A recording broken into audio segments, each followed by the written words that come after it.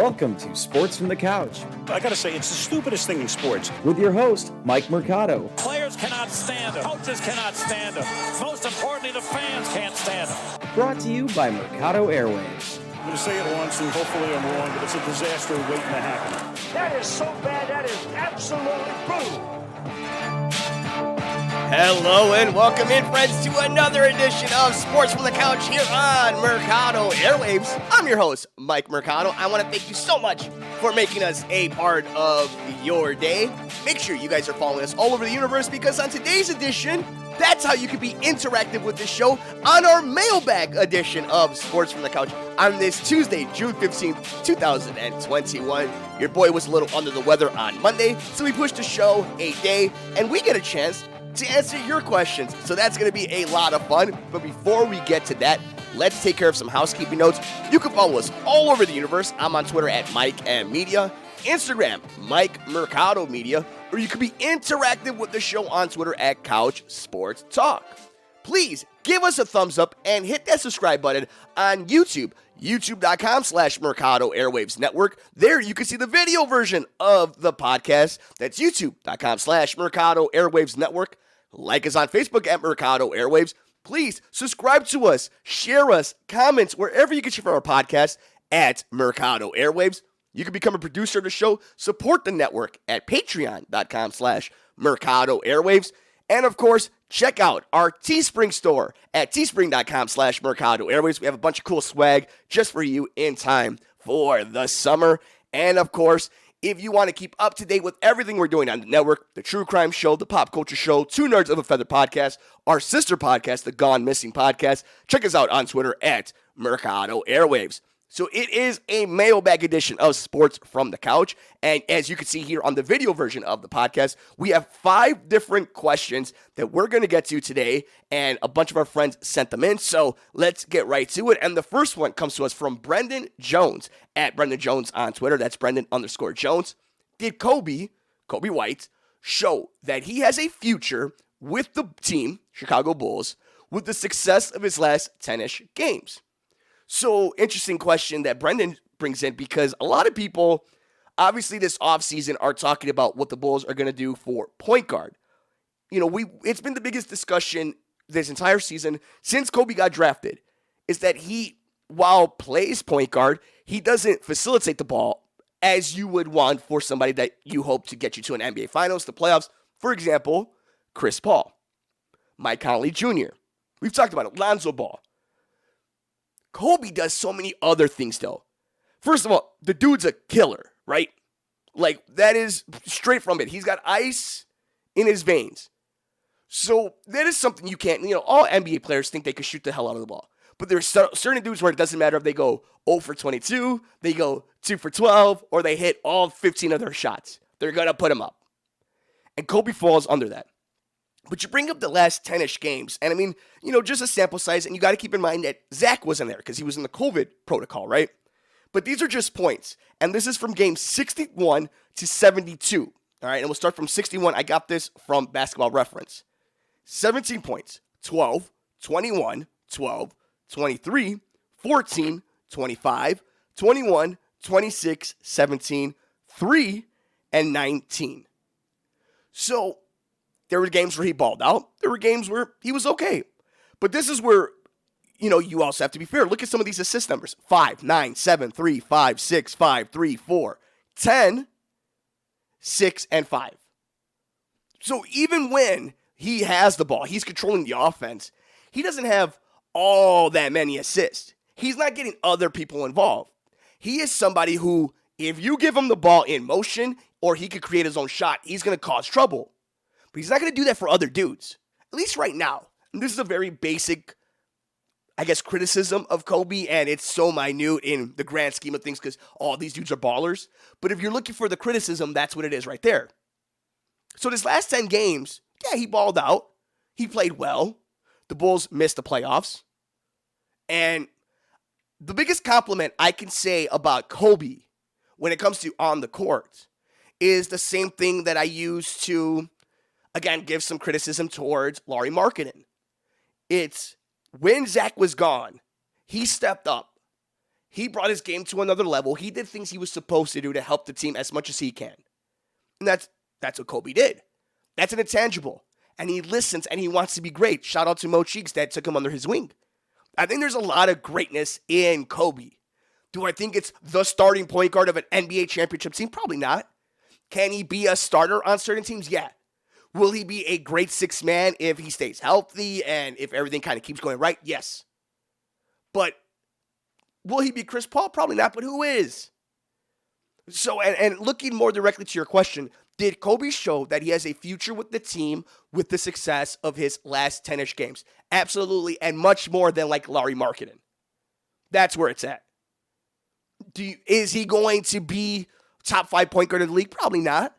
But if you get yourself a Lou Williams, that type of player, you're going to be more than happy. And if you find yourself a point guard that's going to get him the shot in motion, we're going to Sizzler, baby. That's the hope. So, yes, I think he has shown that he has a future with this team. I don't think necessarily that it was so much do or die as much as it was for like Larry Marketing to prove it. I think he had some leeway, but even with that leeway, he took full advantage of it. So, yeah, Kobe definitely gets a passing grade, and we saw much more development in him, and I think we're seeing the maturation of him. So I'm super excited. He has a whole training camp coming ahead of him, summer camp, same thing with Patrick Williams in the summer league. So I'm excited to see where the young guys go moving forward, heading into this offseason and into the next season for a full NBA calendar. All right, thank you, Brendan. Coming up, we got some more Bulls Suck. This is from Patrick Williams Fan Club / The Claw at GOAT Season 99. Is there a way to trade for Damian Lillard without including the paw? Shout out to Patrick Williams Fan Club, and I understand why you would be hyped about Patrick Williams. Look I think Patrick Williams is going to be a nice player. Ceiling is high, right? We don't know what it is, but there is a reason why there's a lot of hype behind him. With that, we have to be fair, and we have to be open and willing to give constructive criticism and be honest with ourselves and with the peoples. Use the peoples. He struggled at the end of the season, and we heard Billy Donovan talk about we need him to take shots. He needs to make shots. This was his first year. And he's what, like a big puppy, right? He doesn't realize how big he is, how big his paws are, but he's going to be this giant. He has everything it takes. But the reason I'm saying all that, if you think that Vucevic and Zach LaVine are ready to win a title, those two, if you think that they are on a level like a KD, Kyrie, Harden, Giannis, Booker, CP3, Donovan Mitchell, if you think they're on that level, that they could win a title, that they can be a threat to people in a 7-game series, then you trade everybody to get a Damian Lillard, period. As a fan, I understand wanting to hold on to as much as we can while still getting greatness. Trades are a two-way street. Portland is not going to say, yes, take one of our greatest players of all time, and we'll take maybe Kawhi Light. And that's not fair to Patrick Williams, but that's how you got to think about these things. Why would Portland make that trade? Hell, if you can pull off getting Dame, why aren't you trying to pull off getting, Giannis? There are plenty of other ways to go at this. I think if we're playing NBA 2K and you could pull something off, why not? But in real life, you're still talking about chemistry. You're still talking about money. You're still talking about dudes wanting to play here. It's fun to speculate, and it's also fun to think about how good a Patrick Williams can be. But it's the same conversation we were having about Aaron Rodgers or Russell Wilson when the Bears were in the trade market for Russ. There's nothing you won't give up. The goal in sports is to get as close as you can to winning championships. Then the goal after that is to stay as consistent as possible to win said championship. Right? Guys like that guarantee you that you're going to be in it. Look at how good is Portland. Like, we like CJ McCollum, nice player, right? Dame is great, and he makes that team dangerous. It's the same thing with Luka. It's like the teams are whatever. They're just that good that they make them instant threats.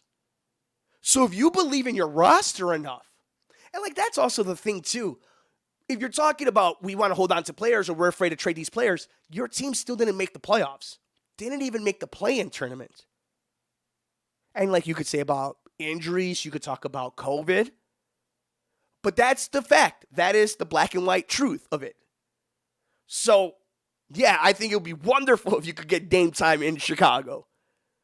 But if including Kawhi Light, Patrick Williams, a great prospect like a Patrick Williams, the Paw, as you guys like to call him, you have no choice. You got to send Benny the Bull if you have to, if that means getting Dame to Chicago. But interesting. Appreciate you guys over at the Patrick Williams fan club. Here we go. How about our next one? This one was from an email. What did you think about Julio Jones going to the Titans for a second-round pick? This is an interesting one. This happened, about 2 weeks ago now? Maybe a little less than that. You know, it just confirms that Atlanta is rebuilding, right? And I think we've all got that. I guess the real interesting, you could break this down as much as you want, and there's so many little integral details, right? If they were going to do this, why not go get a quarterback then and just completely blow the thing up?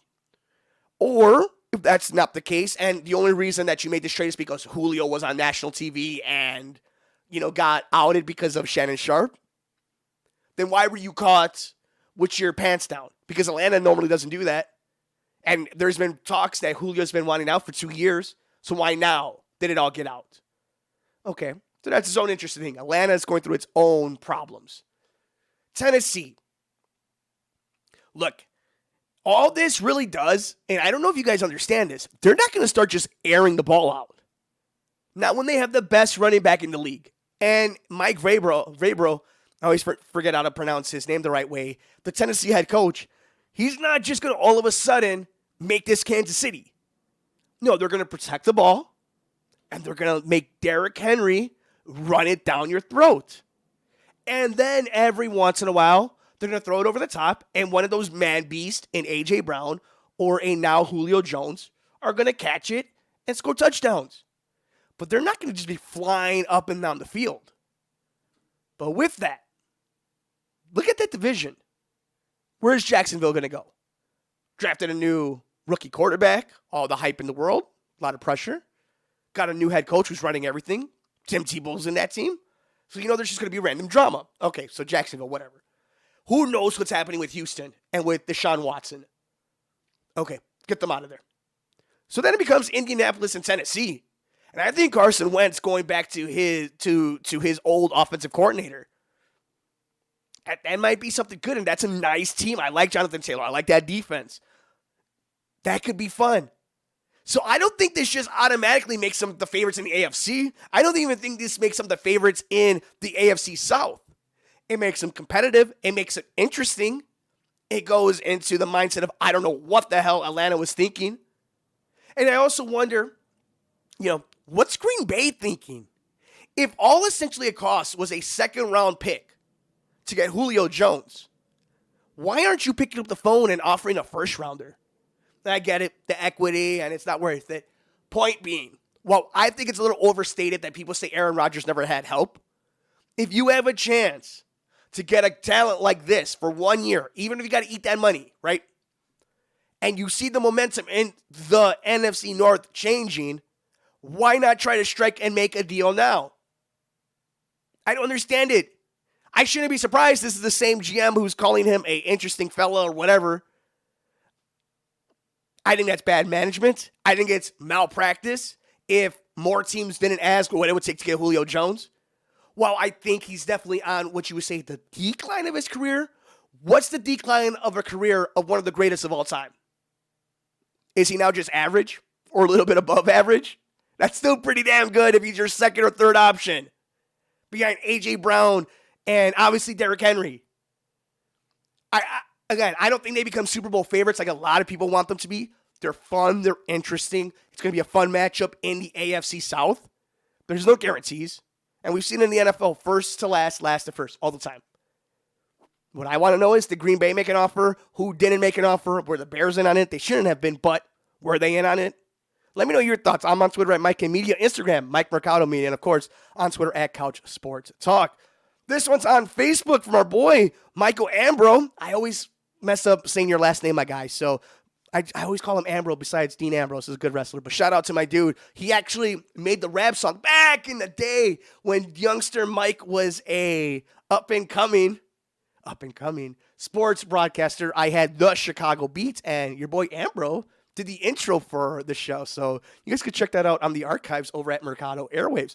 But here's his question/comment on Facebook. I am hopeful forever and ever and ever for Justin Fields to be our city's savior. But this Bears franchise has destroyed so many QBs over the years that I feel like we're all just setting ourselves up for heartbreak. As usual, LOL. My friend, my brother, you're 100% correct. But, that's the case for anything. That's the case for Jacksonville right now with Trevor Lawrence, San Francisco with Trey Lance, what you're seeing with Zach Wilson and the Jets. It's like that's a thing. There's always a chance that the guy you drafted will be a flop. Because what are the percentages of you getting the Hall of Famer? How many guys are all-time greats, right? Like the percentage is so small that you hitting on it are so low. This is where I think the difference comes. You have guys making this pick that at least evaluated correctly the last draft that your GM messed up. Okay? That's the first thing. I think the second thing is this conscious effort to get it right. I think more, and I could be completely wrong, and it's hard for me to prove this, but follow my logic here. I think this is the first time consciously, and not just consciously, wanting it, the desire to get it right is so strong from the organization all the way down to the fan base. I think for the most part in Bears history, they were A-okay with just getting by with an okay quarterback, a good running game, and a great defense. That was the template. What's happened is as the NFL has evolved and the Bears slowly have caught up, is you're finally at a point where this is normal. This is normal for teams to draft quarterbacks until they get it right. Don't forget, Ryan Pace told us he was going to draft a quarterback every draft until they got it right. Because it's the most important position on the field, correct? Mitch Trubisky and Bueller. You got to go for the guy. Can't win the lottery unless you get a ticket. Don't get a chance at it unless you get a piece of the pie constantly. You know, it's the old adage of I don't know if it's an adage, but it's this. The old talking of like a bite at the apple in sports. You know, eventually you're going to get it right. You just got to get there enough times. The Bears haven't. While they've brought in a lot of guys and they've drafted guys in certain rounds and whatnot, this is the first time that they drafted the guy we've all thought was the consensus pick.